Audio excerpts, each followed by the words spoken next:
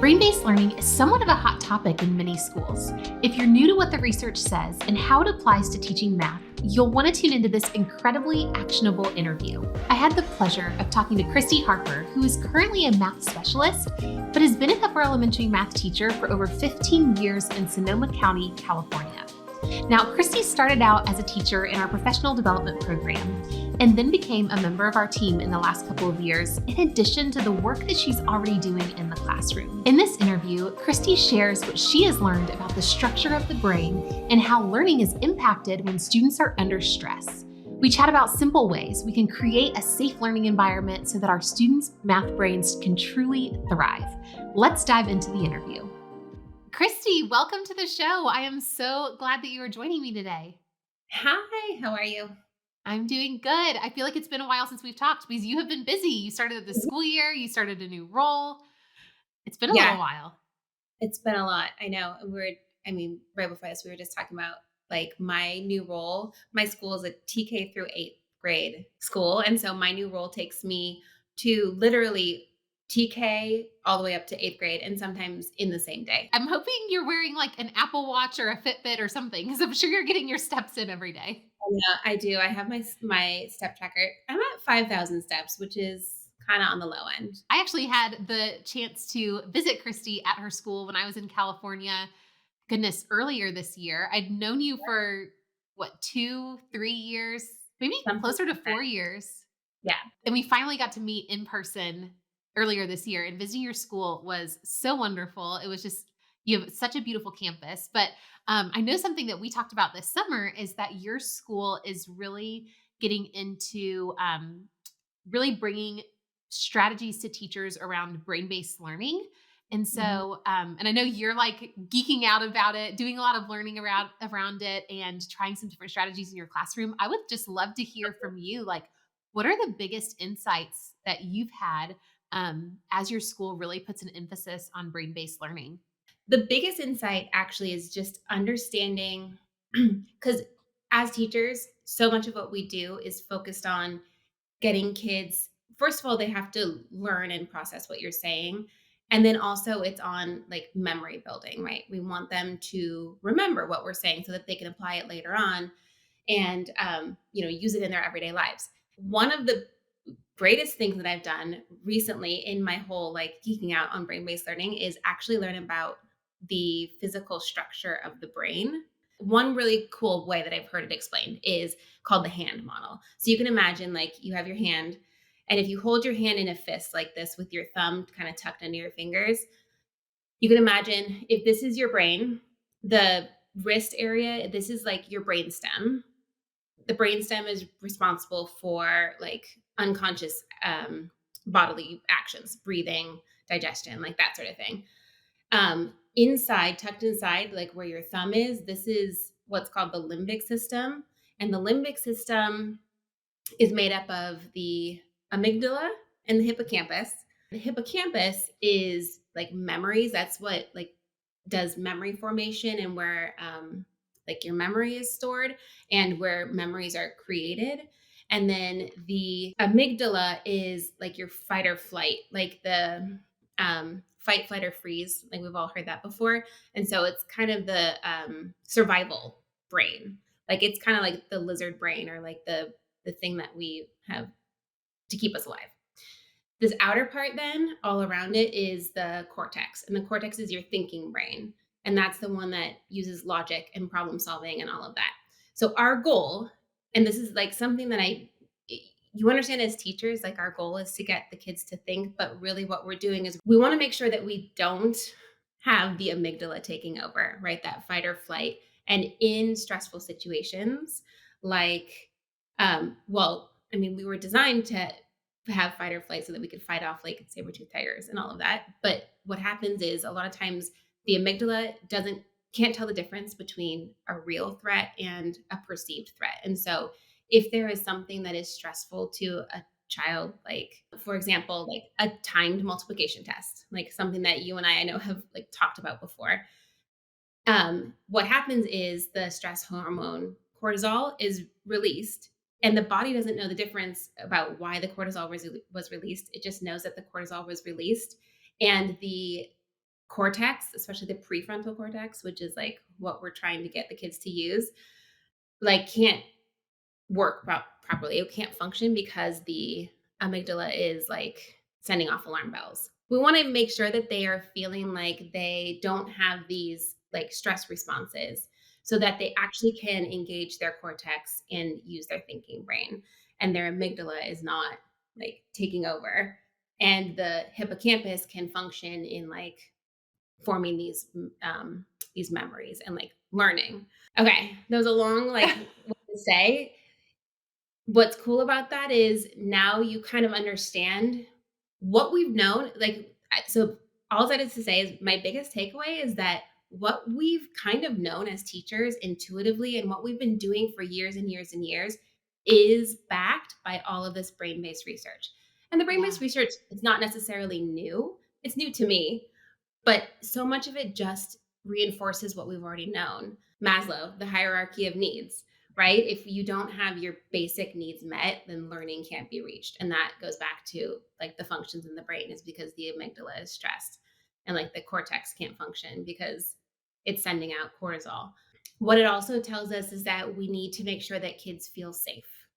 And that's something that we as teachers all understand, but is so it like it can't be overstated enough. Like this Yeah. whole environment that you create as a teacher, the way that the kids relate to each other, the way that you relate to the kids, the relationship that you build, the community that you build within your classroom, especially for example in math, that you deal with mistakes so that Mhm. kids don't feel like they can't make a mistake because they feel stressed that there's going to be some kind of mean response from a classmate.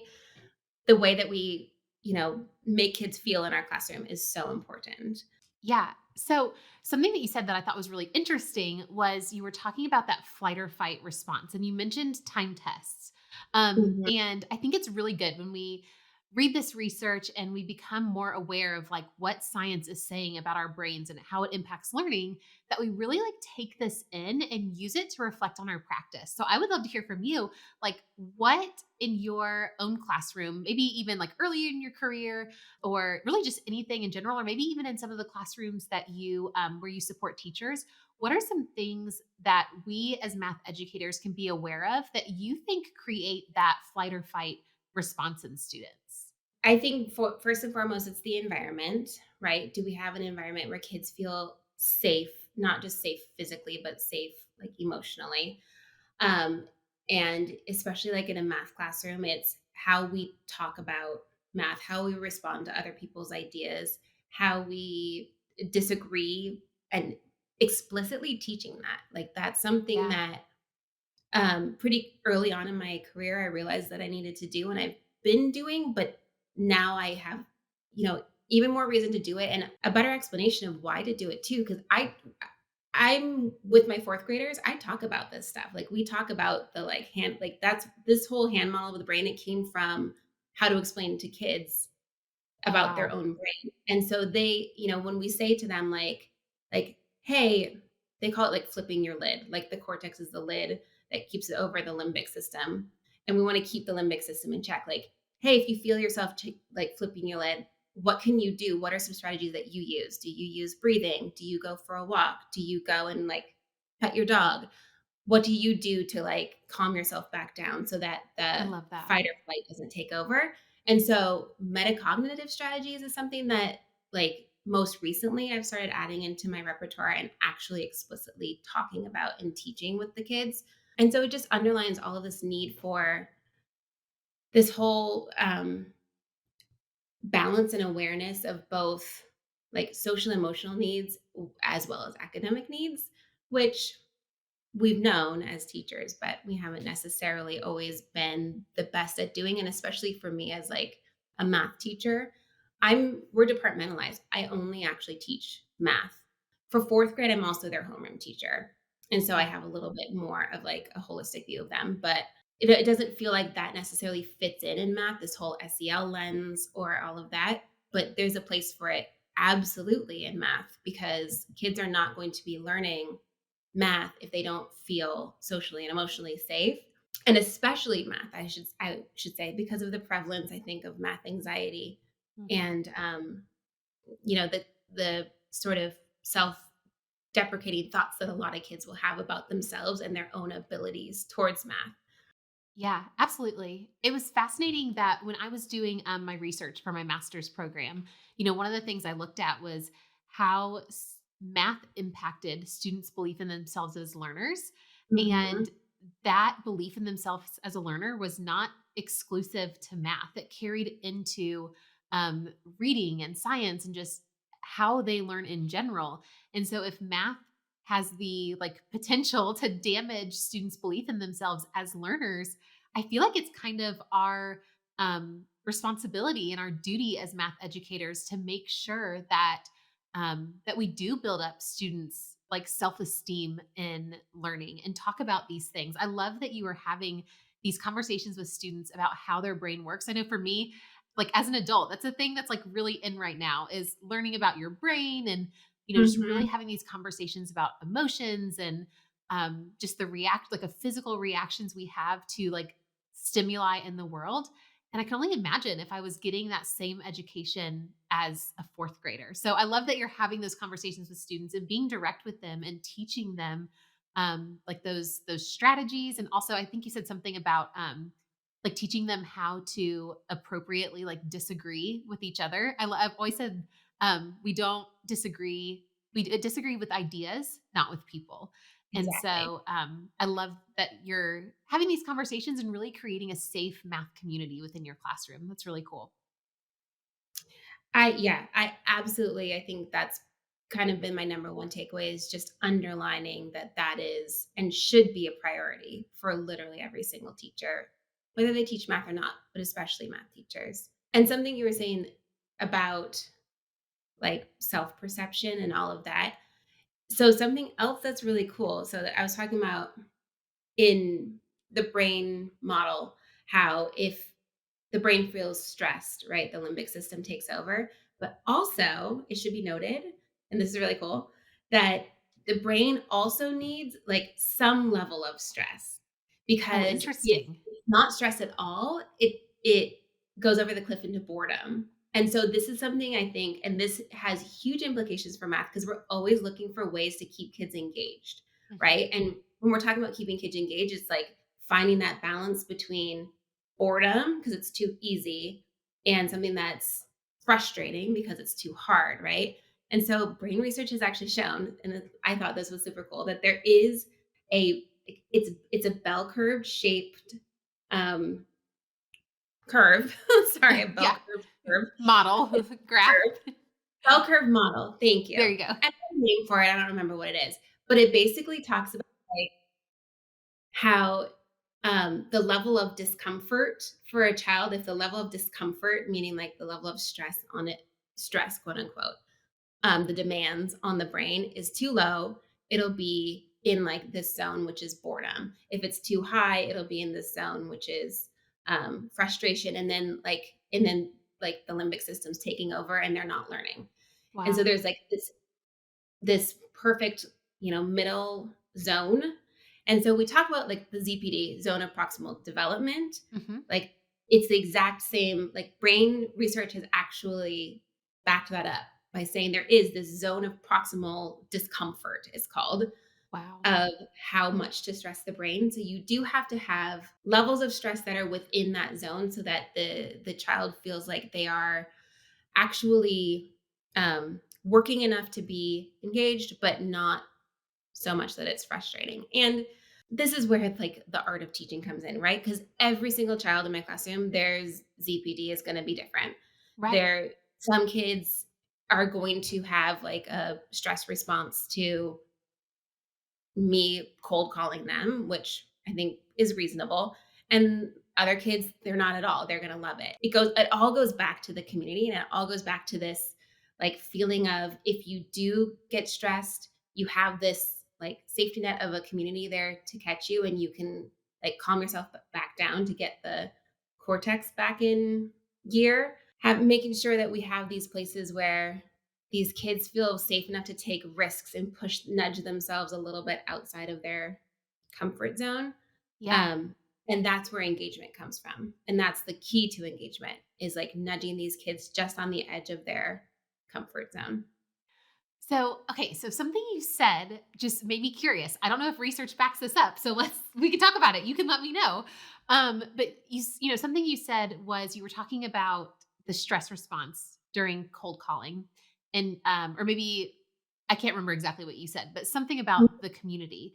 And I wonder if having that safe community increases students' tolerance level for discomfort, which then kind of like raises their, what do you call it? Like ZPD.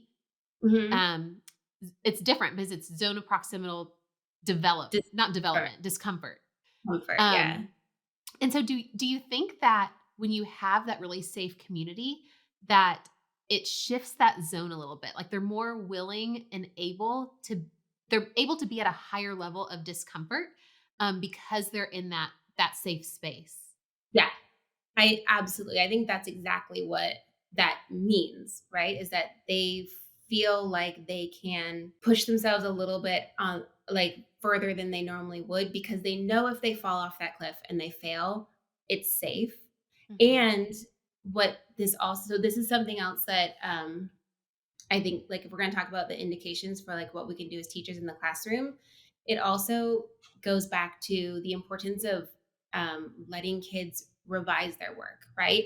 Knowing that if you try something and it didn't work, you try again.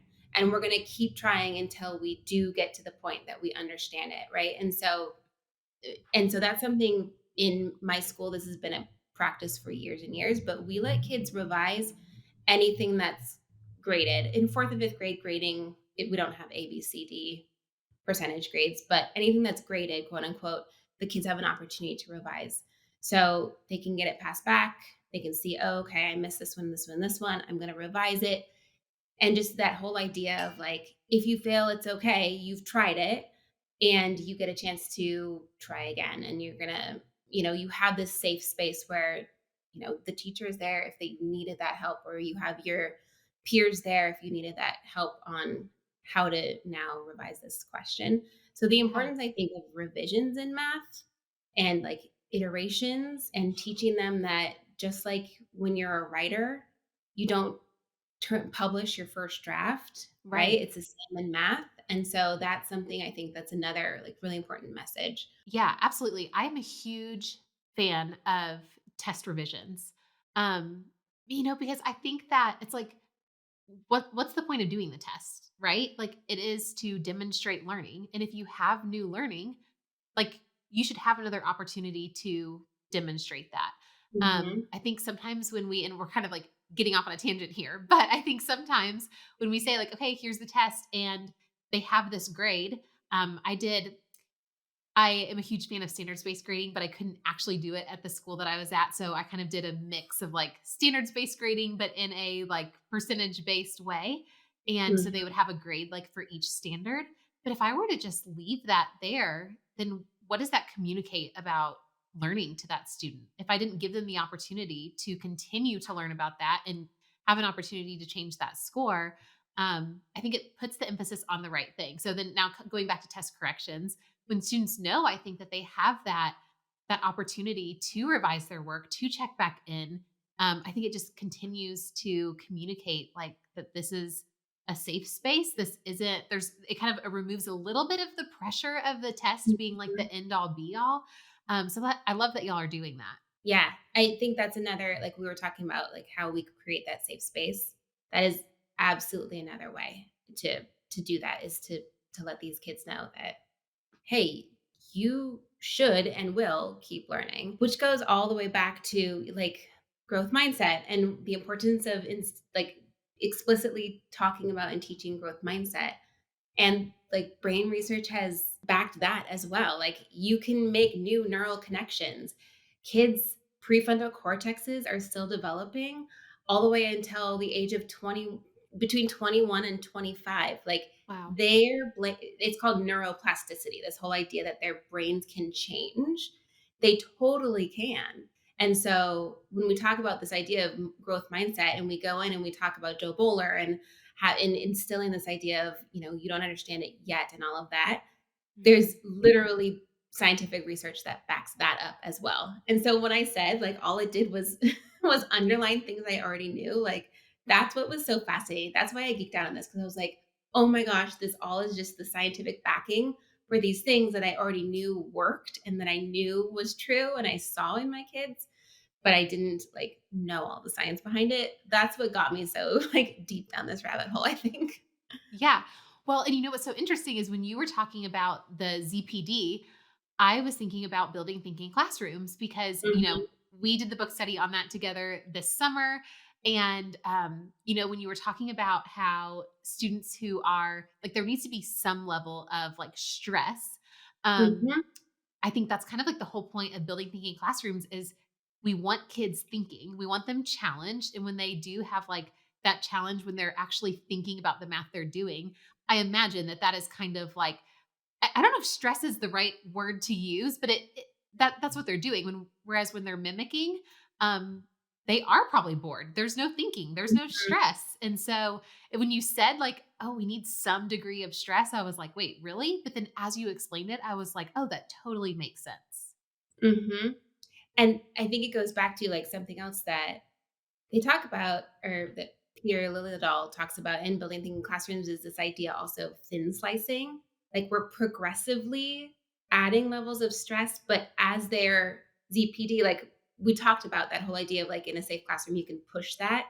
Like, Mhm. that's exactly what thin slicing is. We talk about, that's such a trend is the wrong word, but that's such a kind of cutting edge thing that we talk about in math in the last 5 to 10 years is thin slicing, problem strings, whatever you want to call it. This whole idea of like progressively adding levels of understanding and levels of challenge. Like, I think that I would say that's exactly what's happening is we're progressively like adding these levels of stress. The body is able to adapt to it because they've been successful on this previous one. So now we're just Mhm. taking a tiny baby step forward. And then we're successful on that. We can push it one more baby step forward. And that then increases engagement. It increases intrinsic motivation Right. because, like, did you know this is super cool? Every time you get an answer right, your brain actually releases dopamine, which is like the opposite of the stress hormone. I forget what you would call it, but it's like the happy hormone, the good feeling hormone. And Yeah. so that's also how you like people always want to know. And we talk about this like in parent teacher conferences, like how to increase your child's intrinsic motivation to do things.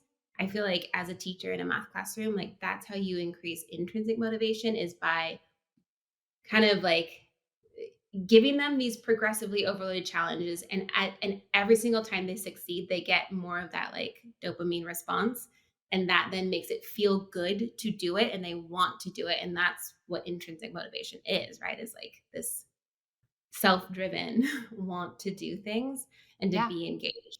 And so it's all this cycle, like it builds on itself, and then when we're talking about engagement, that's what like that is actually the like science behind engagement and motivation, which like like I said, I just think it's so cool. No, I do too. And I think that is why, if you've probably heard me talk about this a million times, but I think this is why I encourage teachers so much to start with what students know. Like give them that win, give them Exactly. that experience of like, oh, I know this, I can do this. And then thinking about like our learning roadmaps and our Mix and Math 360 program, like the whole point of that is one to be able to start with students know and then like what is that next step? How can we build on to what they already know? They've got the confidence, they've got like that positive reinforcement of like, okay, I can do this. Now what? Like, what's next?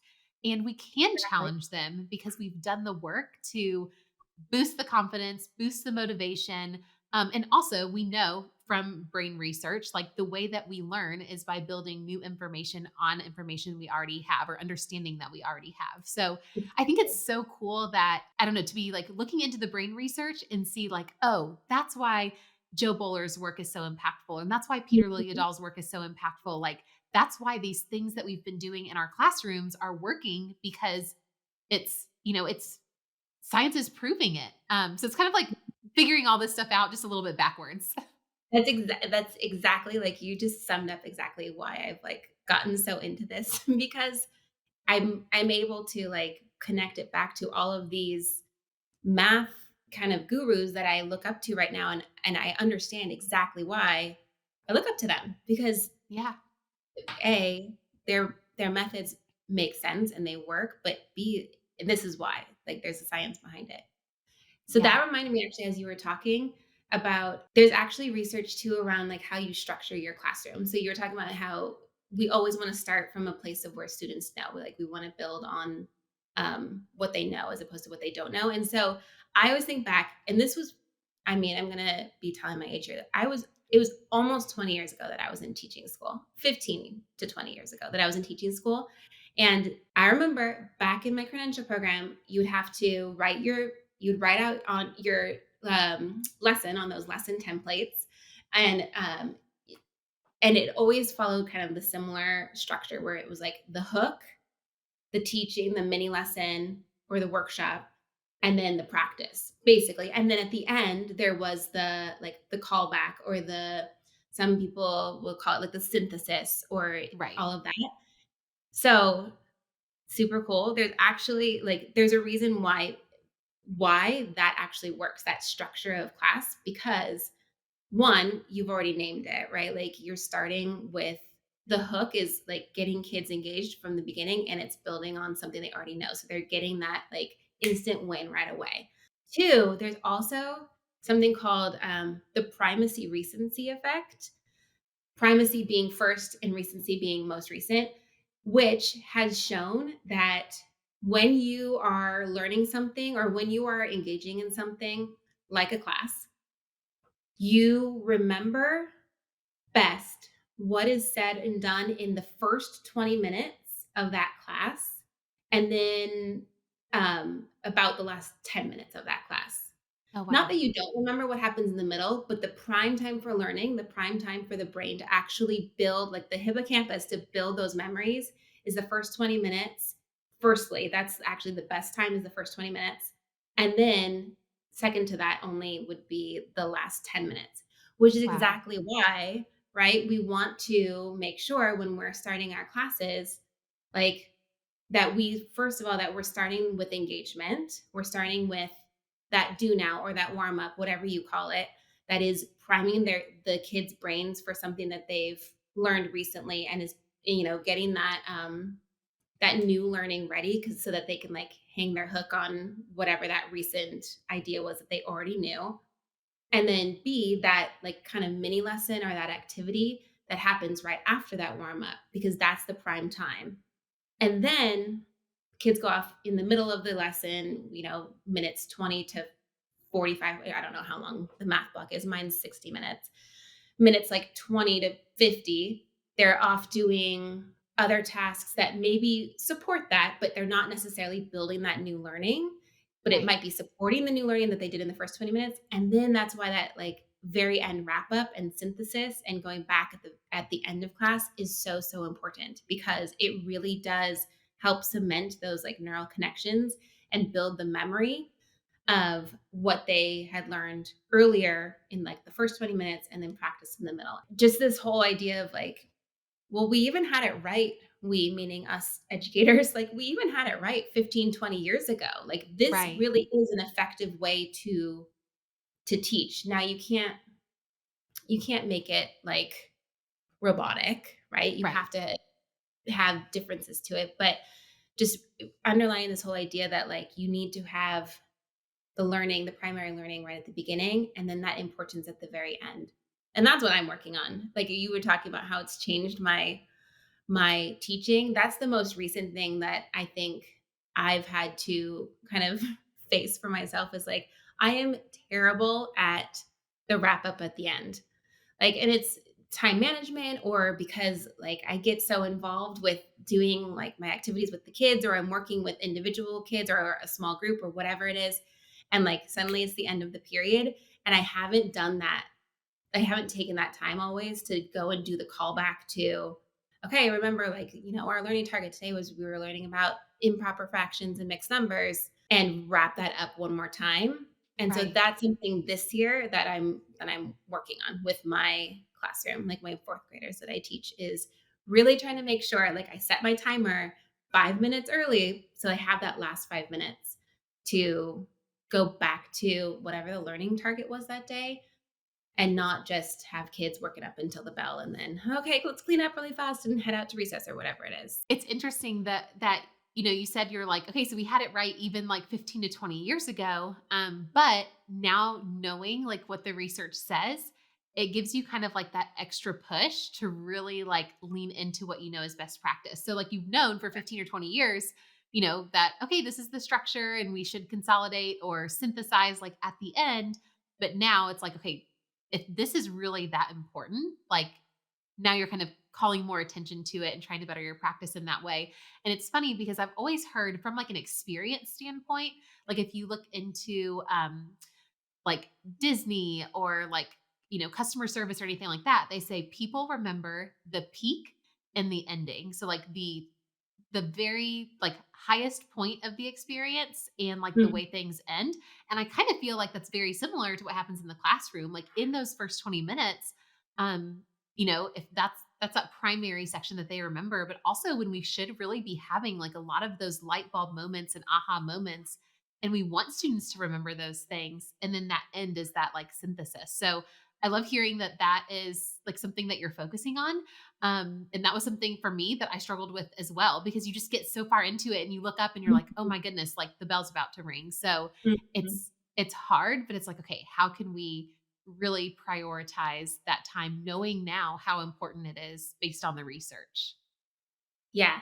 And I feel like that's something even, as a teacher, I've been teaching 16 years, we still have to be learners, and that's my goal this year. I'm working on my endings to class, and I'm still not even there. Oh my gosh, I did it today, and I didn't even it was totally not on purpose, and kids were just working, and I was like, "Oh, shoot, it's recess. You guys have to go." Like, that's something too. Like, we have all of this information, and so we wanna keep doing everything, but we're not gonna do it perfectly all the time, and Right. so give yourself grace and, you know, work towards that goal, but also know that it's okay to fail sometimes too. Yeah. And I think too, we've talked about this before, but a lot of times I think we see as educators, we see growth in like a school year. And so we think we've got to get it perfect this school year. And it's very different than like any other career. Like for the most part, like people aren't like, okay, I've got to grow by the end of 2024 or the end of 2025. Like it's just like, I need to see growth over my career. And so it's a really good Mhm. reminder, I think, to teachers to say, like, we are growing over the span of our career, not like in the first quarter or in this school year. And so I think that kind of removes a little bit of pressure of feeling like, okay, we've got to implement all of these strategies and do this research and all of that all at one time. We've got to be perfect before the kids leave at the end of the year.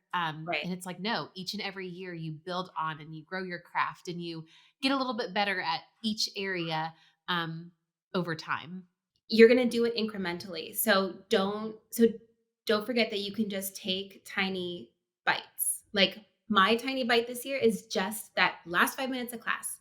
Like, yes, there's 20 other things that I could improve on and that I wanna be thinking about and, all of that, but just like your kids are not going to, like, learn all that there is to know about math in 1 year in your classroom, like, you can just focus. If I can get really good at this one thing, and then next year it's really good at this next one thing, like, oh my gosh, over the course of my 15 years that I've been teaching now, it adds up. I was talking to Robert Kaplinski, and he said something about, I think he said like there should be no more than like 10% like change each year. Mhm, And so I think that's a really good reminder. Like we don't have to completely transform everything all at once. But so I have a question for you, and it's mhm, completely like switching gears here.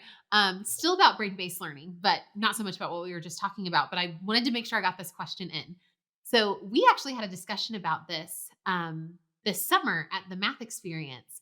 And mhm, I know with all of the research around brain based learning, one of the things that is talked about quite a bit is cognitive load. mhm. And we want to, I guess, like minimize the cognitive load for students. And so I would love to hear just a little bit about like your thoughts around that and kind of like what you're doing. Cause we had a conversation specifically about, I think, was it math manipulatives It's and the manipulative. role that that plays in being mindful of students' cognitive load. So I would just love to like brain dump on me all the things that you have, like, that you're thinking about, that you've been reading about, that you've been trying in your classroom, as it relates to cognitive load. I don't know that much about it, and so that's something it's so funny because we had talked specifically about that, and, so when I was doing my reading over the last that was, like, what, 2, 3 months ago that we talked about it, and so I've been doing a little more reading up in those last 2 or 3 months. It's not discussed all that often. It's not discussed, I think, in those exact terms.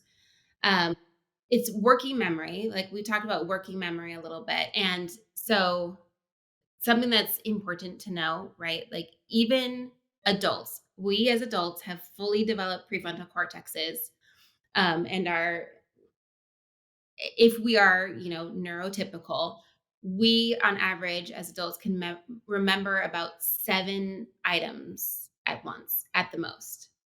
So you scale that down to a 3rd grader, 4th grader, 5th grader who has a totally underdeveloped prefrontal cortex, doesn't have all the right executive functioning to, like, make sure that their, thinking brain is on as opposed to their, like, limbic brain.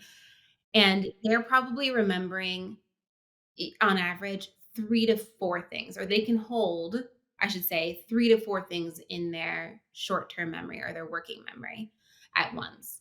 And so where this comes into play, I think, is in these processes that we start to teach in about 4th or 5th grade, where there's multi steps, like more than 2 steps.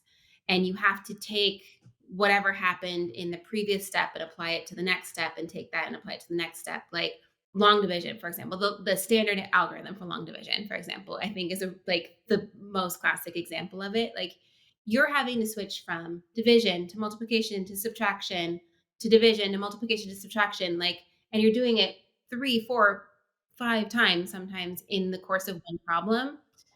For kids who don't have, like, their executive functioning skills and their, like, cortex developed, like, it's overloading and frying their brain, and it's causing this stress response, right? And so, that's why you and I have had this discussion before, like, where I stand on the whole give kids a multiplication chart if they need it, or let them use their notes on the test. Let them go back and look at their math glossary or the word wall or whatever that has the definitions of what a factor means versus a multiple, so that they're not having to hold all of that. They could take that cognitive load off of their working memory, and then so that then the cortex brain can actually think more deeply about it, because they're not being stressed and, like, having to take in all this other input into their brain, which doesn't allow as deep of thinking in the problem solving part of their brain that we want them to use. And so Yeah. that's exactly, I mean, that's the beauty behind manipulatives. And that's where I think this whole conversation came from. There was, like, this wonderful quote, and I forget where it came from, but Okay, it was it's about how, mathematize it. oh, So, that's right. manipulatives and pictures hold an idea in Yeah. place so that students can think more deeply about the math. Yes. I love it. And And that's exactly why, because they can only hold at best 3 or 4 items in their working memory. But if this picture or these tools or these, math manipulatives can hold it for them, their cortex can then think about and make these neural connections to other things as opposed to just remembering, you know, whatever 3 times 7 was, because that's a fact that's not fluent for them yet. I think it has major implications on how we should be teaching math and how we should be um, supporting kids. And it also goes back to, like, why we teach math. We don't teach math so that these kids can be calculators. Right. I think 30, 40 years ago, when 30 years ago when I was in 4th grade, like, that kind of was the purpose. And my 4th grade teacher literally walked around saying, like, "You're not gonna have a calculator in your pocket when you're an adult." Well, guess what? Yeah, we do. We have Now we do, calculators yeah. in our pockets all day long. We have smart speakers that I can just yell across the room and ask my smart speaker what 64 divided by 8 is. I don't need to have that, like, in my brain. And so the purpose of math is no longer to create number crunchers and calculators. The purpose of math is to create problem solvers. Mhm. And so if that's really what we're trying to do, then you know what? Don't then we need to take that for those kids who need it, take that load of the number crunching off so that they can engage their cortex to have that problem solving and think more deeply and make those other connections that they wouldn't be able to otherwise because their brain is trying to take in all this other input and hold this other input that's frankly related to something that my Alexa can do, right? You don't Yeah. need to know all of that anymore. And I think this is why it's so important to be very clear on your learning goal. So I was in a classroom last week and they were working on introducing two-step word problems. There were a lot of students who were really struggling with this because in the problems, they were working with, it was in a third grade classroom, and they were working on, there was some multiplication in there, but they hadn't even learned multiplication yet.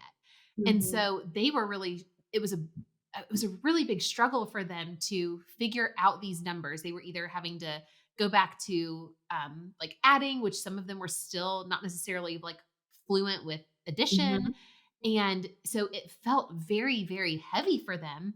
And it wasn't even because of the problem solving, it was because of the calculations they had to yep, do. And it was yep, like, I was sitting in this classroom and I was like, this is why it's just really important to be aware of your learning goal. Because if the learning goal is to help students be able to solve two-step word problems, then how can we provide supports so that the struggle that students are experiencing is productive around the goal itself and not mhm, necessarily with these calculations that really they haven't even been taught yet or they're not expected to be fluent yet. And so when you were talking about the multiplication chart, it's one of those things where it's like, okay, if the learning goal is for them to really understand the area model and creating partial products, then mhm, allow students to use that multiplication chart in that situation if they need it, knowing that you can specifically target and focus on building that fluency in other areas throughout your class time if you need to. But it just adds, for a student who's already struggling, it adds a lot for them to be exploring this new idea with partial products. And on top of that, struggle with their multiplication facts. yeah, 100% agree, and I think that's what I I mean, it goes back to that whole, like, bell curve that we were talking about with the zone of proximal discomfort, like, it's not what we want to be pushing the kids' zone of proximal discomfort is the actual learning that they should be engaged in, the problem Hmm. solving, the two-step problems, whatever it Yes. is. What's pushing them out, though, is those numbers and the Hmm. number crunching, and that's and so the connections and the stress is happening, and it's happening in the wrong first of all, around the wrong thing, and secondly, it's now pushing them outside of the zone where they're not gonna even be able to engage their thinking brain about what you want them to think about because they have this stress response to these numbers that are too difficult for them or that they are, not able to necessarily fluently calculate yet.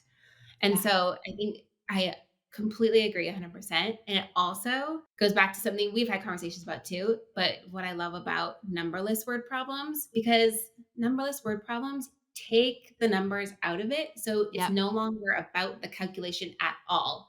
If the Right. purpose is to learn about what division is or what division looks like or something like that, it doesn't matter what the numbers are. What it matters what the math action is. This is another place where like what we know to be best actually is backed by brain research too, because and not I don't love this. I'm not a proponent of write your learning goal on the front whiteboard. I know there are some schools, some districts where it's like it's a requirement or you write the standard or whatever it is. But what is helpful is being super explicit to the kids and to yourself about what you're learning that day.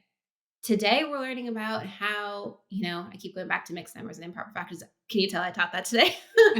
How mixed numbers and improper fractions are a form of equivalent fractions.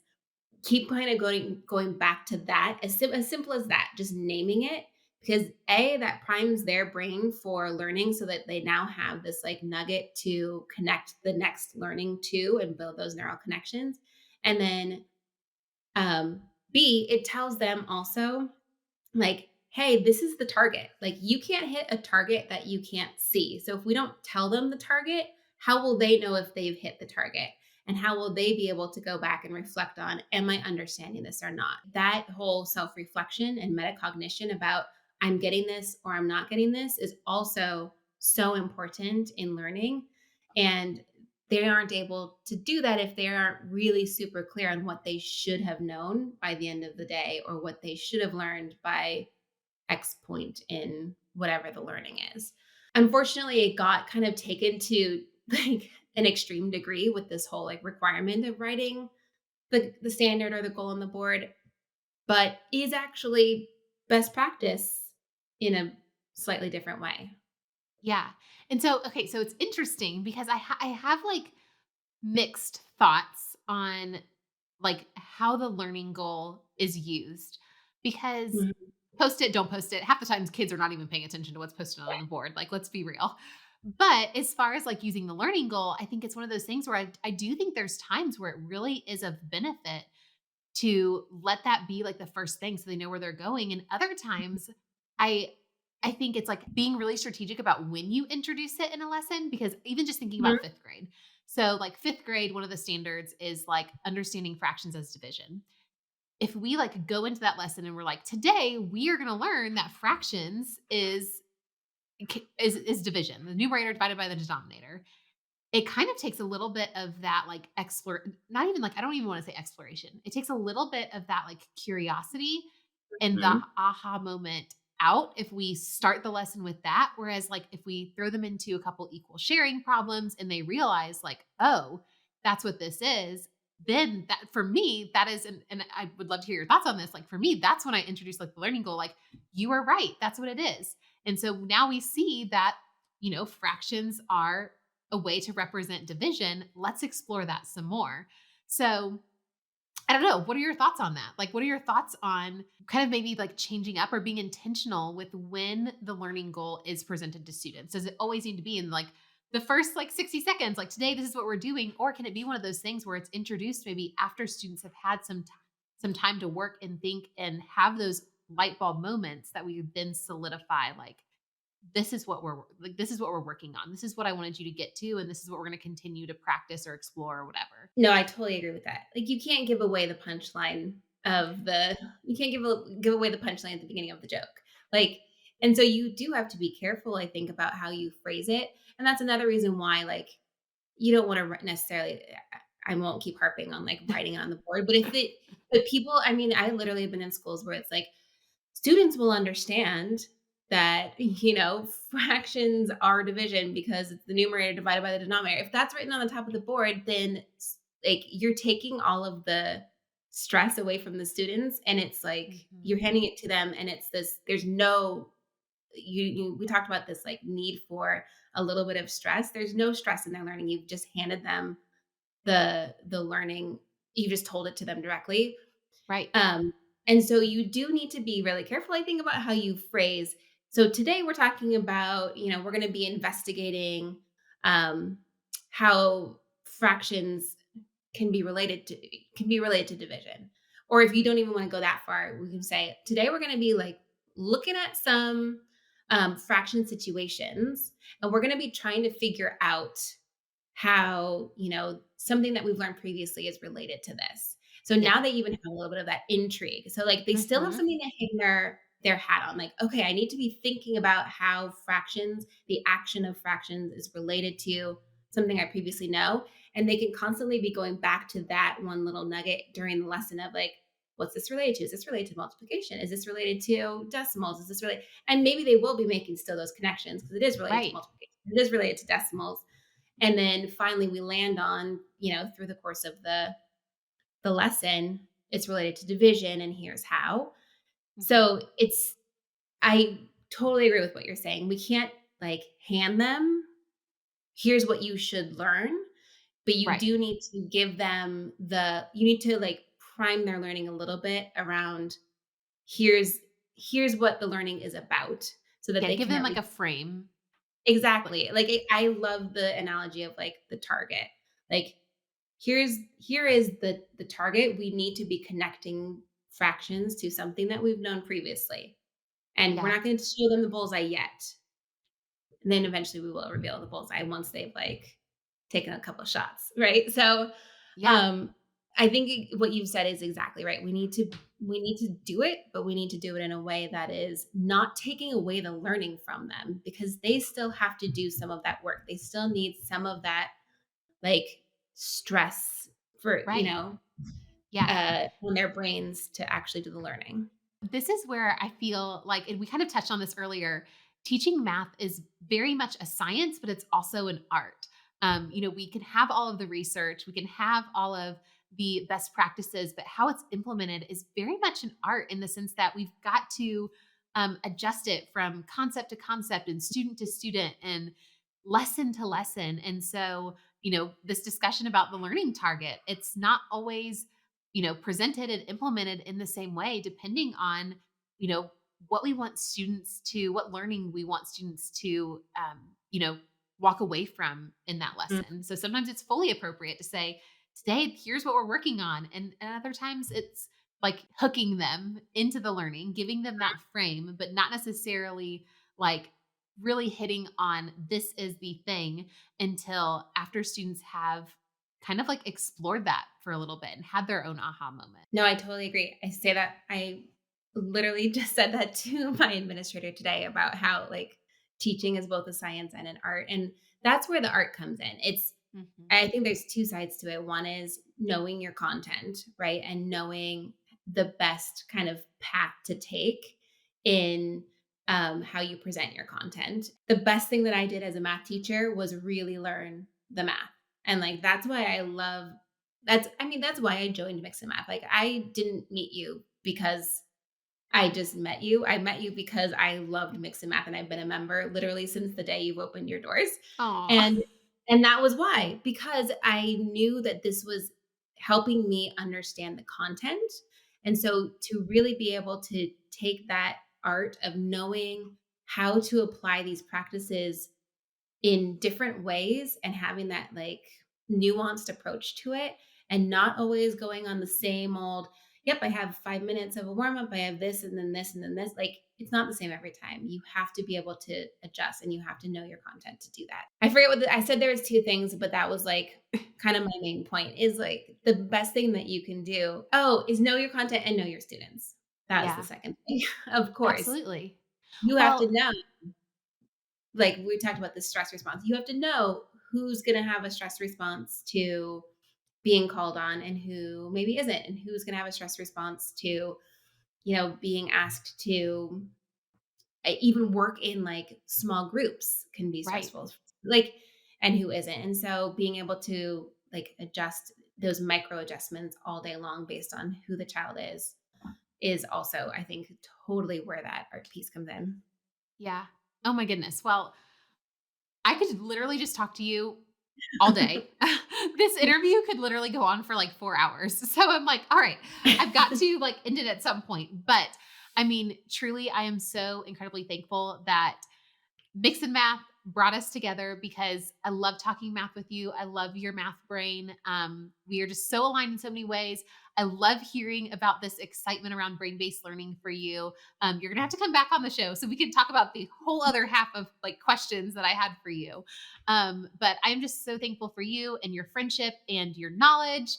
This is not your first time on the Mix and Math YouTube channel, and I know that it certainly will not be the last. So thank you so, so much for joining me today and just sharing your brilliance. And I cannot wait to talk math with you again soon. Oh my gosh, thank you so much. You're so complimentary. Makes me feel good. Well, you are wonderful. So we will chat soon. Awesome.